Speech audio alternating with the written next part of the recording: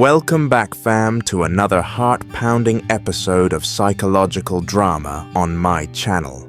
Guys, a shocking twist just happened right at Diep's wooden cabin. Mr. Hoan, James's father, secretly tracked her down. But instead of confessing the truth, like he promised, he just sat there in a daze, calling out the name of a stranger, Dieu. Who is Mrs. Dieu?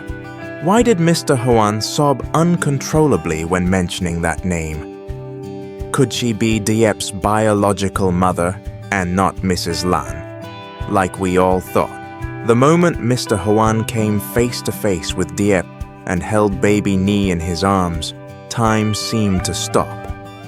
What did his intuition tell him about the blood running through that child's veins?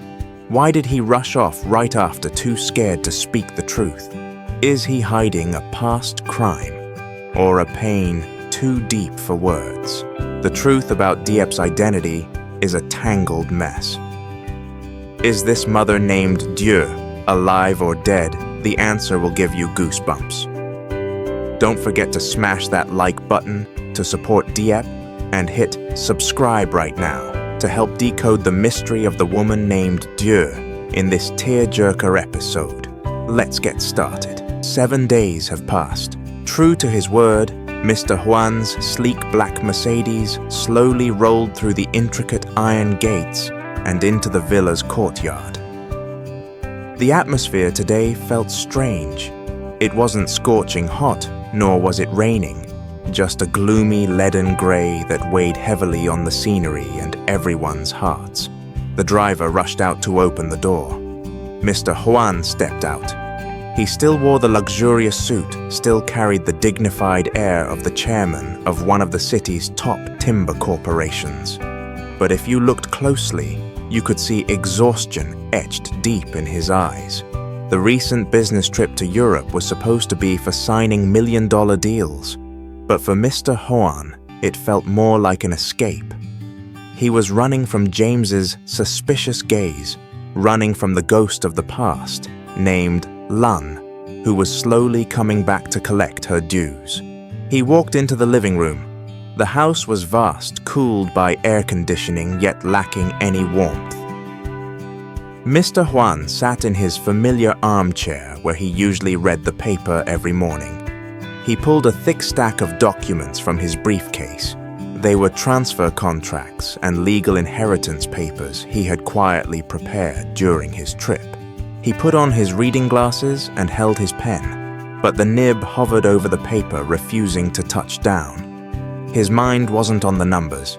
It was filled with the image of Diep. That girl had eyes exactly like Lan's from the old days. That clear yet resilient gaze had haunted him through long nights in a foreign land. And James, the son he pinned all his hopes on. When the truth is exposed, will James still look at him with respect, or will it be with utter contempt? A lifetime building an empire. Mr. Huan thought a heavy sigh escaping his chest. Only to face the risk of losing all my family at the end. He put the pen down. His hand trembled as he lifted a cup of cold tea. A sense of unease took over. Today was the day he had to keep his promise. A confession before dawn. From the stairs, an elegant woman descended. It was Mrs. Lam, James's mother. She wore a plum-colored silk dress, her hair in a noble bun. Even in middle age, she retained the sharp, refined beauty of a powerful matriarch. Mrs. Lam had been watching her husband since the car entered the gate. She immediately noticed something was off. It wasn't work fatigue, it was a heaviness of the soul. "You're back," Mrs. Lam said softly, placing a plate of peeled oranges on the table. Mr. Hoan startled quickly, flipping the stack of documents face down as if trying to hide something. "Ah, yes, you've been well?" Mrs. Lam sat in the chair opposite him. Her sharp eyes swept over the documents before landing on her husband's gaunt face. "I'm fine. You're the one who looks terrible. Did the trip go badly or?" She hesitated briefly before asking straight out. "Are you worried about James?" Mr. Huan forced a smile. "What is there to worry about with James? He's a grown man. He can handle himself." Mrs. Lamb sighed, her voice turning serious. "Don't hide things from me. James has been acting very strange lately. He comes and goes like a zombie. Every night I see his lights on until dawn, and he's been secretly investigating something. I'm his mother. Even if I didn't give birth to him, or even if we don't talk much, I can feel that my son is in big trouble." Mrs. Lamb leaned forward, grabbing Mr. Hoan's ice-cold hand. "Hoan, we've lived together for decades. What is it that you can't tell me? Has the past come back to haunt you?" Mrs. Lamb's question hit the nail on the head, but it also poked right at Mr. Hoan's bleeding wound. He looked at his wife, his eyes wavering. He wanted to tell her, wanted to share this burden, but he was afraid she would collapse too. "Don't worry," Mr. Huan patted her hand gently, trying to reassure her. "Everything will be fine. Tonight, I'll call James home. We'll have a family dinner. I'll explain everything then." Mrs. Lamb stared at her husband. Her woman's intuition told her that tonight's dinner would be anything but normal. It would be the final family reunion, or the spark that ignites a massive storm. Leaving the suffocating atmosphere of the villa behind, let's return to Diep's windswept hill. Unlike the gloom of previous days, today Diep seemed reborn. After reuniting with her father and brother, her spirit was much steadier. She realized that regardless of the DNA results, regardless of who James turned out to be, she still had to live. She couldn't just sit there, hugging her knees, waiting to die, or waiting for others to decide her fate. Today, Diep decided to do something big. She pooled all her meager savings from years of work, combined with the money Mr. Hung brought up, which was secretly given to him by James to buy the plot of wasteland right next to her rental house. Before Diep lay a barren patch of ground full of wild weeds and gravel, but in her eyes, it was a green gold mine. She stood there wearing her conical hat, pointing and discussing terms with the landowner. "I'll take this plot, uncle. I'm going to renovate it. The soil here is a bit dry, but the sunlight exposure is perfect. It'll be amazing for growing mustard greens and herbs." Diep's voice rang out clear and full of determination. The landowner nodded, handing her the handwritten deed. "You've got guts for a young girl. This land has been abandoned for years because of the rocks. No one dares to touch it. You think you can handle it?" Diep smiled a radiant smile, like a wildflower blooming amidst the gravel. "I can do it, uncle. If my hands work, my mouth eats.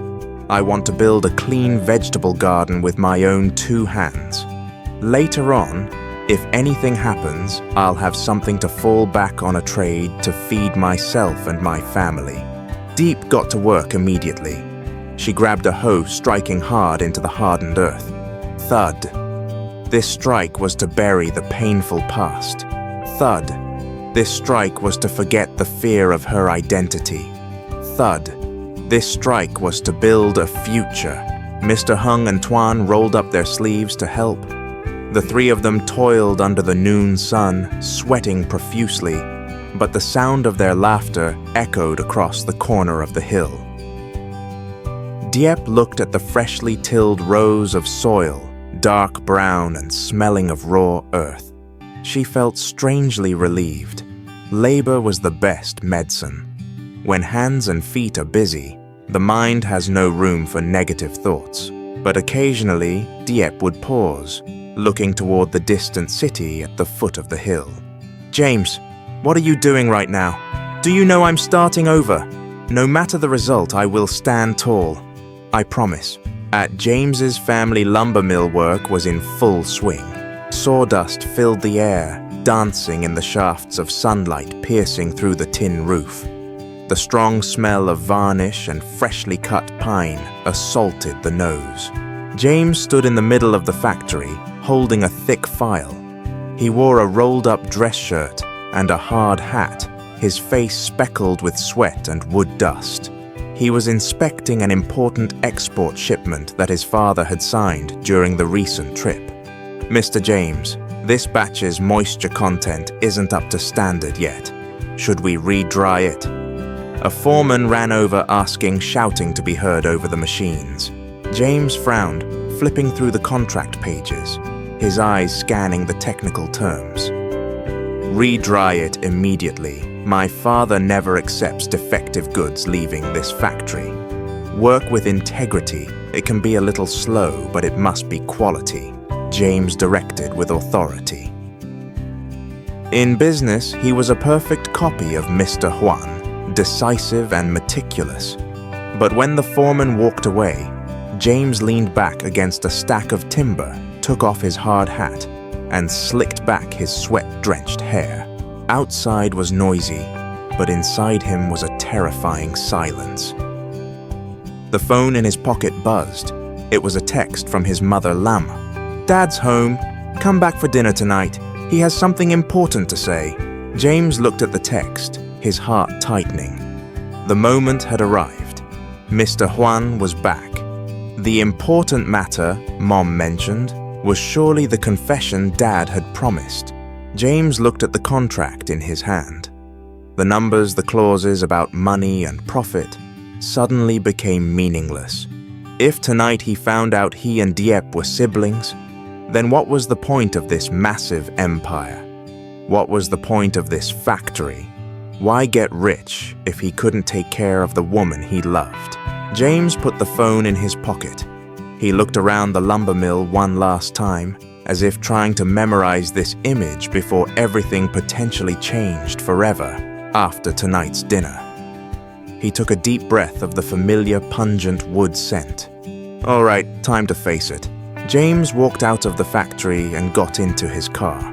He didn't go home immediately, but drove a loop around the city. He needed to mentally prepare. He needed to gather every scrap of courage left to walk into that last supper. All the chess pieces were in place. Mr. Hoan was holding the transfer papers. Mrs. Lam was anxious and on edge. Diep was diligently planting seeds of hope in dead soil. And James was racing toward the truth. How will tonight's dinner at Mr. Hoan's house unfold? What is Mr. Hoan's confession? And is the truth as cruel as we predict? When Mr. Hoan left the cold villa, he didn't go to the company. He signaled the driver to head straight to the suburbs towards the hill where Diep lived. Today he wanted to shed the title of chairman. He wanted to go there simply as a man, bearing the heavy burden of past sins, ready to face the consequences of a mistake made years ago. The sleek, shiny black Mercedes struggled up the rough red dirt slope.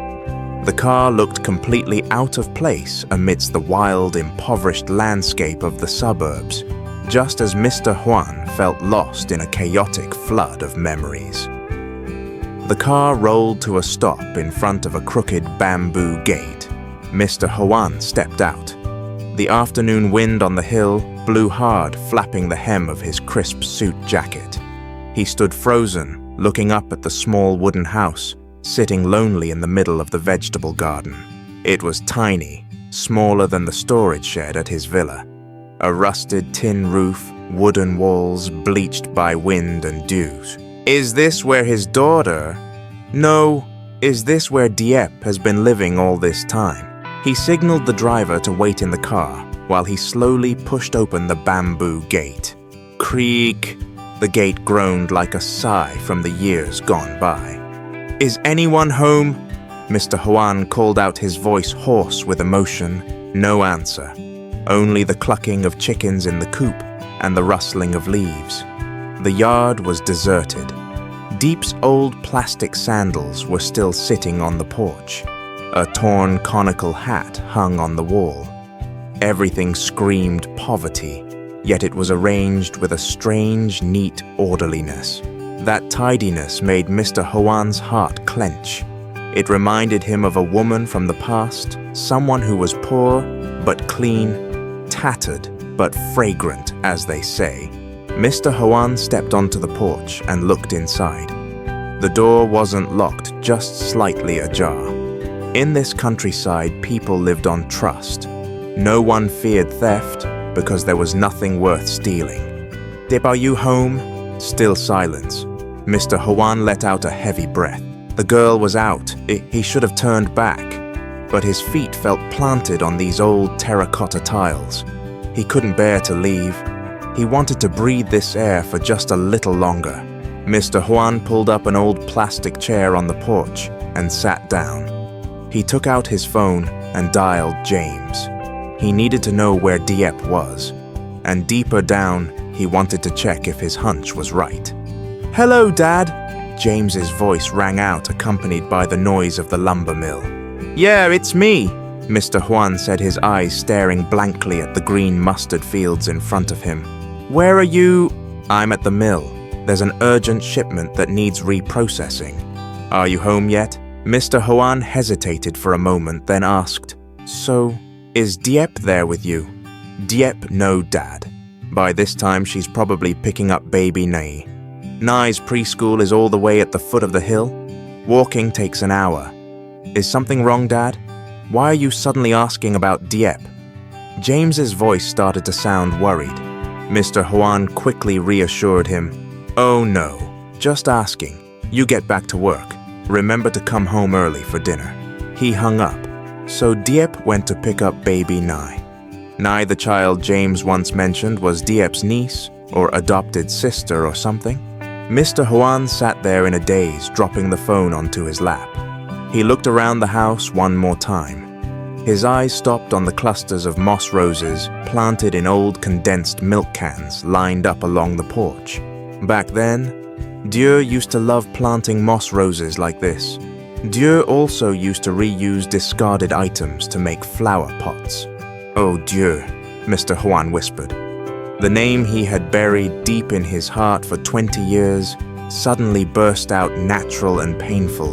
The quiet of the late afternoon made sleeping memories wake up and rush back. Mr. Hoan leaned back against the wooden wall, his old eyes welling up with tears. He could almost see the silhouette of the girl, named Dieu, walking in the yard, watering vegetables, smiling at him. "Dieu, your daughter has really grown up." He spoke to the empty space in front of him. "She looks so much like you, especially that hurried walk, that hard-working nature, and even that stubbornness, that resilience in her eyes. Back then it was those very eyes that bewitched me, that made me dare to leave my whole family to run after you." Mr. Hoan closed his eyes, the memories flooding back vividly. That day, Dieu was the most beautiful tea picker in the region, and he was the sheltered city boy coming up to buy produce. That class-defying love was fiercely forbidden by his family. Then the crisis hit. He was forced to return to the city to marry Mrs. Lam, to save the family business from bankruptcy. He had cowardly left Dieu behind, abandoned his vows. When he left, he didn't even know Dieu was carrying his blood. "Dieu, where have you been for the last 20 years? Mr. Hoan asked, his voice choking up. "Are you still alive? Or have you turned to dust? Why did you never come find me? Why did you let our daughter suffer like this?" In his nightly dreams, he often saw Dieu. Sometimes she scolded him. Sometimes she just cried silently. He had heard rumors she got married, was beaten by her husband, and then fled. He heard rumors she died of sickness in a strange land, but he never dared to verify them. He was scared to face the truth that his own cowardice had pushed the woman he loved into tragedy. "If Diep is my daughter, then what do I do, Dieu? Do I have any right to claim her? And James, he loves her. It's too cruel, Dieu. Heaven is punishing me, isn't it?" Mr. Hoan buried his face in his hands. The powerful man who once wielded immense power in the business world now sat huddled on a torn plastic chair, trembling and weak before the court of his own conscience. "Auntie Diep, Can you buy me some candy today? Baby Nyi's high-pitched voice rang out, shattering the gloomy atmosphere. Mr. Huan startled. He hurriedly wiped his tears, straightened his suit jacket, and smoothed his hair. He stood up, taking a deep breath to regain his composure before stepping toward the gate. From down the slope, Diep was leading Baby Nyi up. She wore simple clothes, carrying bags of vegetables and meat under her arms. Baby Nyi skipped along beside her. As she looked up, Diep was stunned to see the luxurious car parked in front of her house. And then she saw Mr. Hoan standing at the gate waiting. Uncle Hoan! Diep stammered, her eyes wide with surprise. She quickly let go of Nyi's hand, bowing politely, but clearly flustered. Why? Why are you here? Have you been waiting long? Mr. Huan looked at Diep. At this close distance, she looked uncannily like Dieu. His heart pounded in his chest. The confession, "Deep I am your father," was hovering right on the tip of his tongue. But then, looking into Diep's clear, innocent eyes, his courage vanished into thin air. How could he speak that cruel truth right now? That he was the man who abandoned her and her mother. That her love for James was incestuous. No, he couldn't do it. He was a coward once again. Ah, hello, dear. Mr. Hoan forced a stiff smile, trying to sound as natural as possible. I just got back from my business trip and was checking some project land nearby. Since I was passing through, I thought I'd stop by to see you for a moment. Diep sighed with relief, smiling brightly. Oh, that's such an honor. Please come inside for some water. My home is humble. Please don't mind. Mr. Hoan waved his hand. No, I'm actually in a rush. I have to head back now. I just wanted to stop by to see how you were living. By now, Baby Nyi was peeking out from behind Diep, curiously looking at the strange, well-dressed man. Mr. Huan looked down at the child. A warm feeling crept into his heart. Is this Baby Nyi? He squatted down to be at eye level with the child. Yes, say hello to Grandpa, sweetie, Diep reminded her. Hello, Grandpa. Nyi folded her arms, her voice as sweet as honey. Mr. Hoan couldn't hold back his emotions. He opened his arms. Come here to Grandpa. Nyi timidly stepped forward. Mr. Hoan lifted her up. The child was light as a feather, smelling of milk and sunshine. He hugged her close, inhaling the scent of her fine hair. Is this his next generation Diep's family? In that moment, Mr. Hoan felt a sacred connection.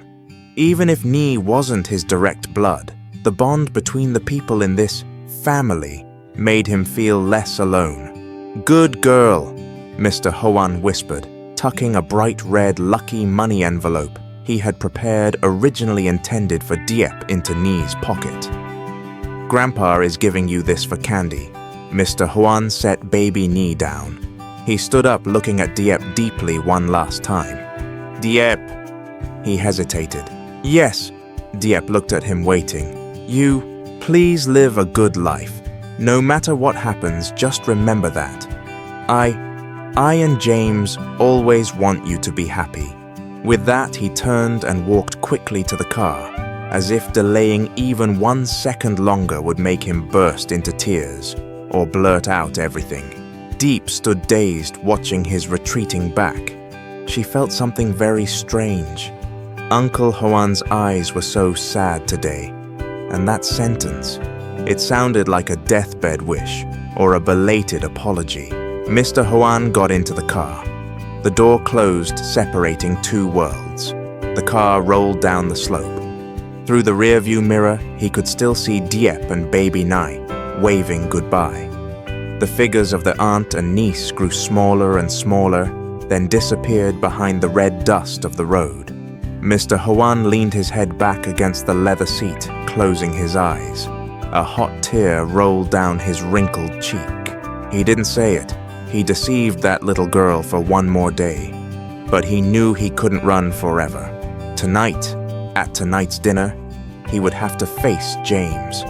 and the DNA results were coming soon. The storm had only paused to prepare for a violent tsunami about to crash down. Dear viewers, so Mr. Huan still wasn't brave enough to reveal the truth about Mrs. Dieu. The mystery of the mother named Dieu remains. Is she alive or dead? And why is Mr. Huan so tormented? Tonight, when facing James, his sharp-witted son, can Mr. Hoan keep this secret any longer? Let's wait for the next dramatic episode. Don't forget to hit like and subscribe so you don't miss the breathtaking developments ahead. Goodbye and see you next time.